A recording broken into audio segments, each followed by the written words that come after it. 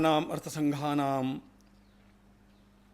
रसानां छन्दसामपि मंगलानां च कर्तारौ वंदे वाणी विनायकौ।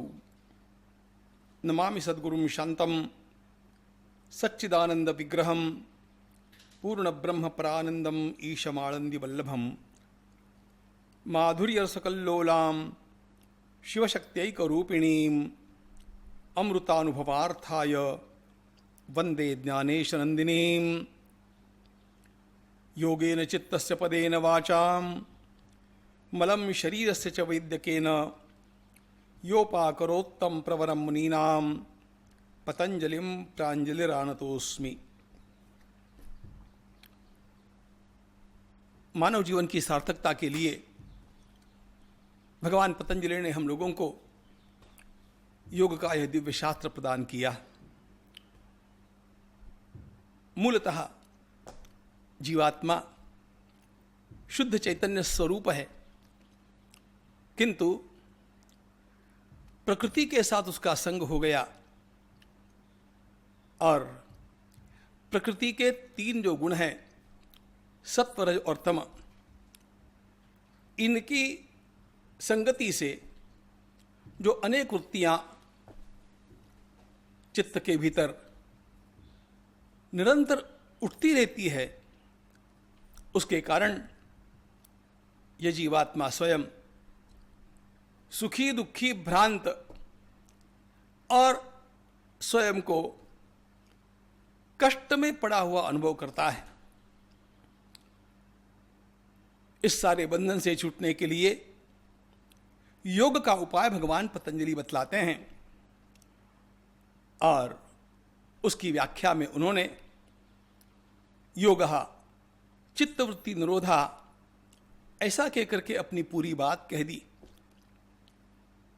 इन वृत्तियों में से प्रमाण वृत्ति, विपर्यय वृत्ति और विकल्प वृत्ति, इन तीनों वृत्तियों में से कैसे क्लेश कारकता हटा दी जाए और क्लेश रहित उन्नति कारक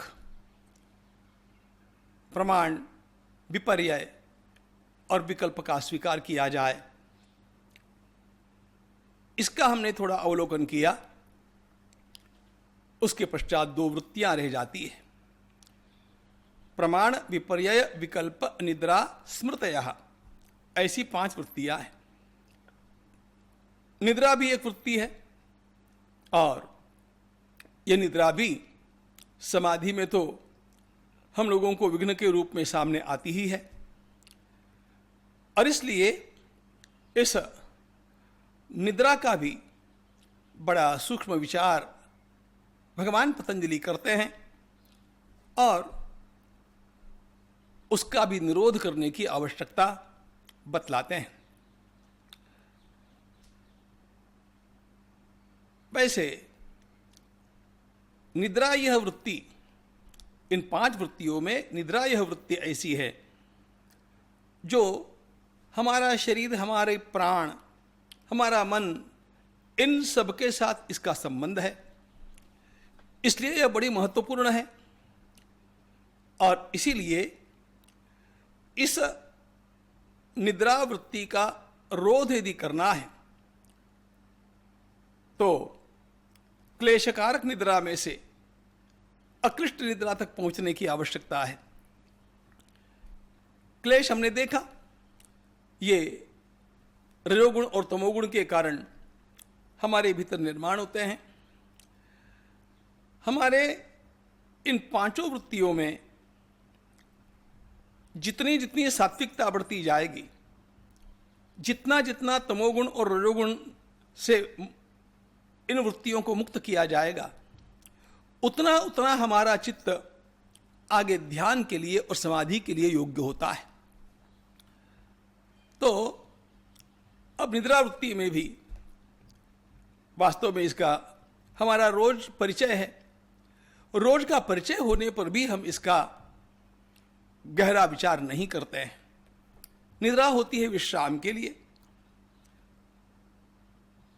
निद्रा का विश्राम पूरा होने के पश्चात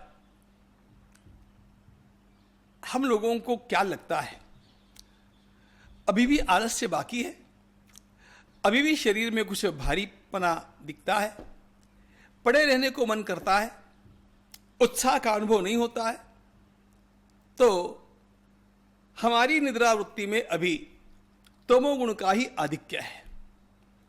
वैसे मूल निद्रा तम का ही परिणाम है, किंतु फिर भी उसमें इस समय तमोगुण का और भी आधिक्य है।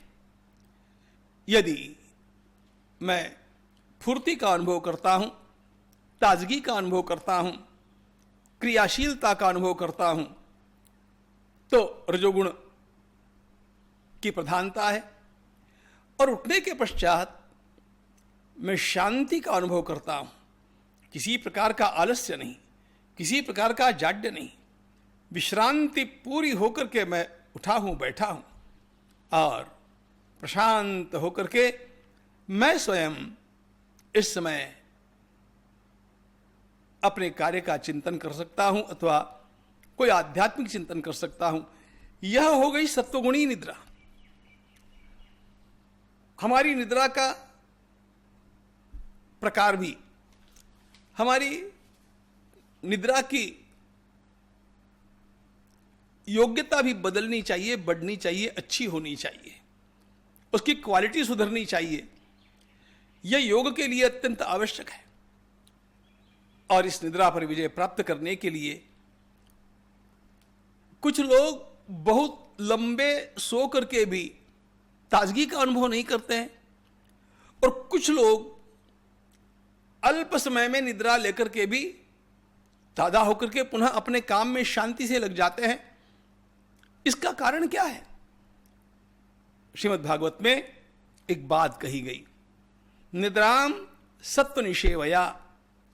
जो सात्विक वस्तुओं का अपने आहार विहार में उपयोग करता है, अपने आप उसका निद्रा पर विजय बढ़ते जाता है, वह स्वयं निद्रा जयी बन जाता है। निद्रा तो खैर लेता है, लेकिन वह निद्रा उसे अल्प समय में भरपूर विश्राम देने वाली, पूरी गहराई के साथ आने वाली और उसके भीतर की सारी व्यवस्था को बिल्कुल आरोग्य प्रदान करने वाली होती है। इसीलिए थोड़ा सा भगवत गीता के उस श्लोक की ओर भी ध्यान देना आवश्यक है, जहां पर भगवान 6ठे अध्याय में कहते हैं, योगो भवति दुःखः। योगाभ्यास भी हमारे दुख को, हमारे क्लेश को कम करने वाला होना चाहिए। वो कैसे होगा? नात्यश्नतस्तु योगोस्ति न चैकान्तमनश्नतः न चाति स्वप्नशीलस्य जाग्रतो नैव चार्जुन युक्ताहार विहारस्य युक्तचेष्टस्य कर्मसु युक्त स्वप्नावबोधस्य योगो भवति दुःखः।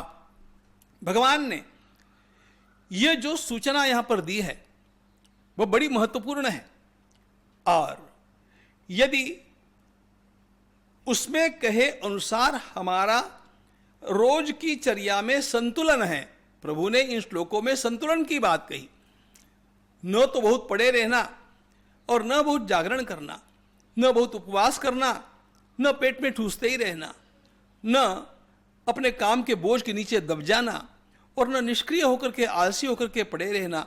इस प्रकार एक संतुलन को जब हम अपने जीवन में साधते हैं तो निद्रा भी हमारी योगमयी हो जाती है। ध्यान रखना।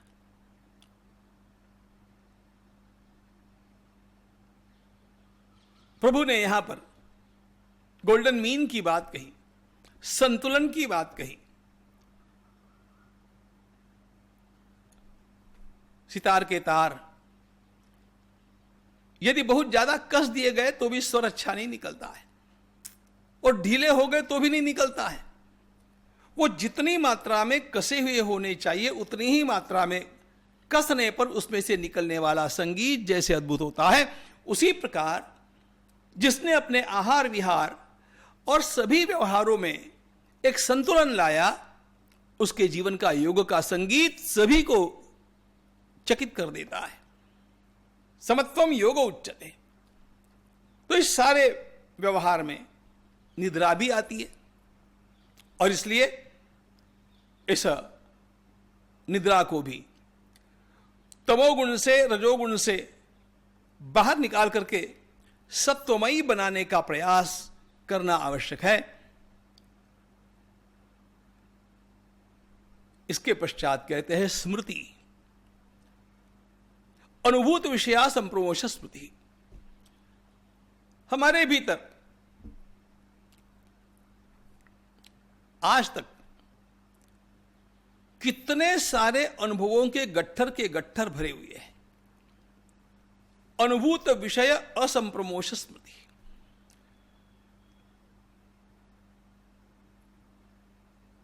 कितनी सारी बातें हमारे भीतर से उठती रहती है, याद आती रहती है, याद आती रहती है, और वे केवल आज की नहीं,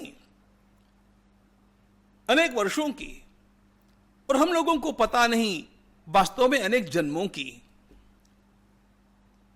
कितने सारे प्रसंग राग द्वेष के, शब्द स्पर्श रूप रस और गंध, इन विषयों के उपभोग के हम भोग चुके हैं, देख चुके हैं।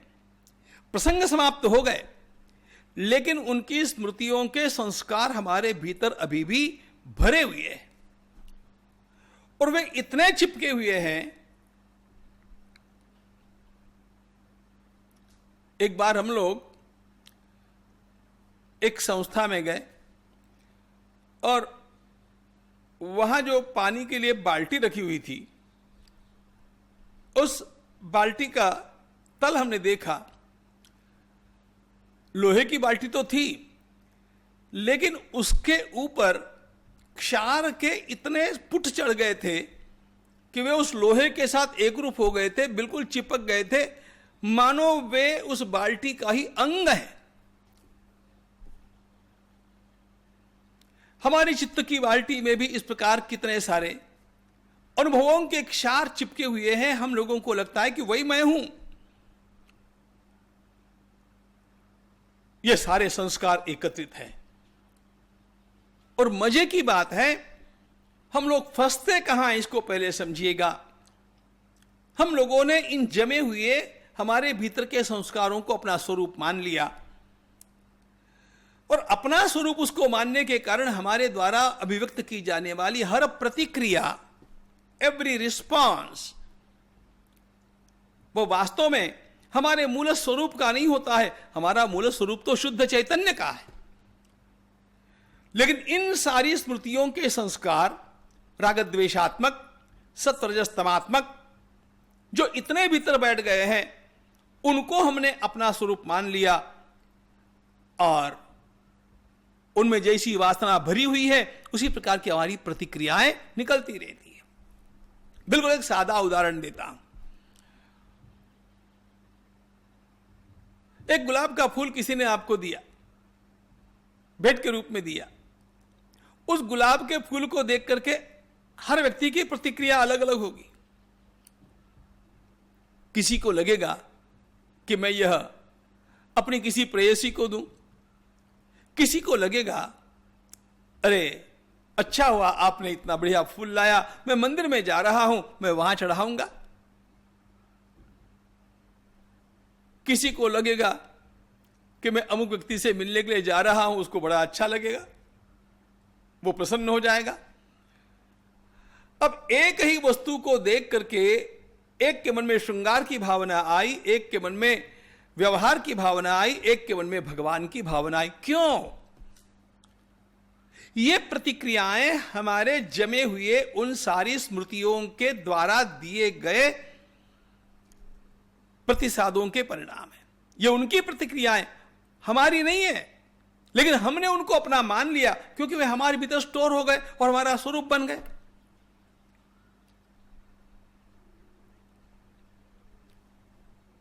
उदाहरण दूं कि नहीं, मैं विचार कर रहा हूं। कल्पना करो, एक गणिका को देख करके किसी को क्या लगेगा? किसी गणिका के बारे में, वेश्या के बारे में आपको कोई कुछ सुना रहा हो, आपको क्या लगेगा? और देखो, ठाकुर रामकृष्ण देव को वे शायद पागल हो गए ऐसा सोच करके माथुर बाबू उनके पास एक गणिका को भेज देते हैं। एकांत में एक गणिका वेश्या सामने आकर के खड़ी है, और क्या हुआ पता है? ठाकुर रामकृष्ण ने देखा और एकदम से कहा, मां मां तुम इस रूप में आई, और ठाकुर उसके चरणों में गिर गए।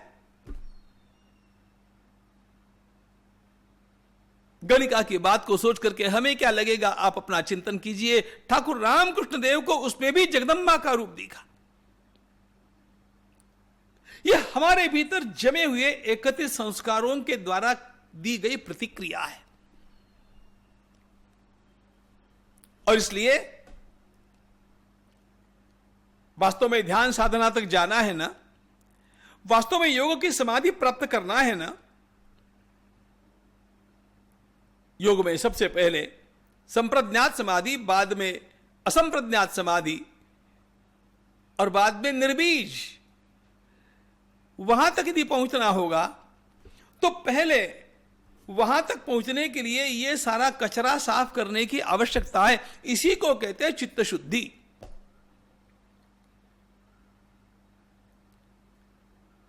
प्रमाण, विपर्यय, विकल्प, निद्रा और स्मृति, इन 5 प्रकार की अनगिनत असंख्य वृत्तियों से भरा हुआ यह हमारा मन,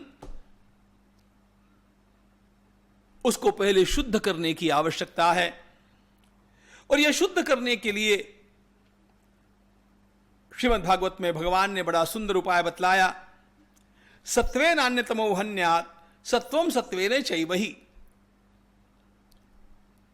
पहले रजोगुण को बढ़ा करके तमोगुण को कम करना चाहिए, और फिर सत्वगुण के माध्यम से रजोगुण को भी कम करना चाहिए, और अपनी चर्या को अधिक से अधिक सात्विक रखने का प्रयास करना चाहिए। उससे जो सत्वगुण हमारे भीतर निर्माण होगा, वह सत्वगुण फिर उस पर विजय प्राप्त करना बड़ी कठिन बात नहीं होती है मित्रों। तमोगुण का बंधन, रजोगुण का बंधन और सत्वगुण का बंधन, तीनों बंधन होने पर भी तीनों बंधनों की घनता में, तीनों बंधनों के प्रभाव में अंतर है।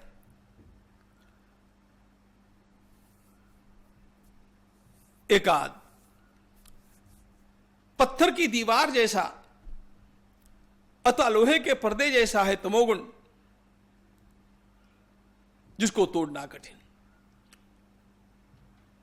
लेकिन उसमें से हम बाहर आ गए यदि नियमित कर्मकांड का आश्रय लेकर के, निष्काम कर्मकांड का आश्रय लेकर के अपने जीवन में अनुशासन का पालन करते हुए यदि उसमें से आ गए। रजोगुण होता है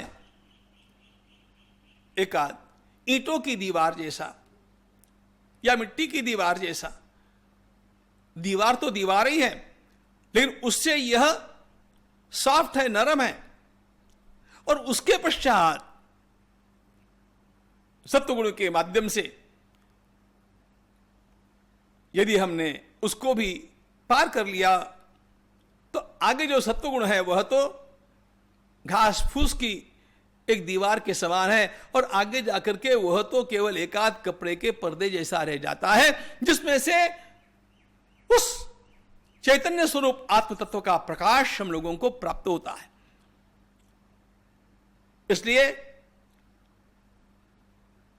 रजोगुण से तमोगुण पर विजय प्राप्त करना, सत्वगुण से रजोगुण पर विजय प्राप्त करना, अपनी जीवन की सारी चर्या को अधिकाधिक सत्वमय बनाना, और सत्व का स्वभाव यह है कि उसका विलय अपने आप हो जाता है।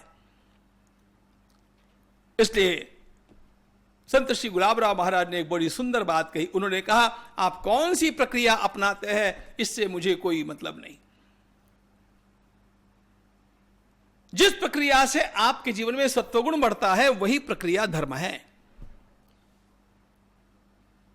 हमारा तमोगुण कम होना चाहिए, रजोगुण कम होना चाहिए, सत्वगुण बढ़ना चाहिए। जिसने अपने जीवन को सात्विक बनाया, अब उसके लिए ध्यान की साधना और अगला सब कुछ आसान हो जाता है, जिससे उसका जीवन कृतार्थ होता है। योग की दिव्य समाधि उसको प्राप्त हो सकती है। जिसका वर्णन आगे देखना ही है हम लोगों को। ज्ञानेश्वर महाराज।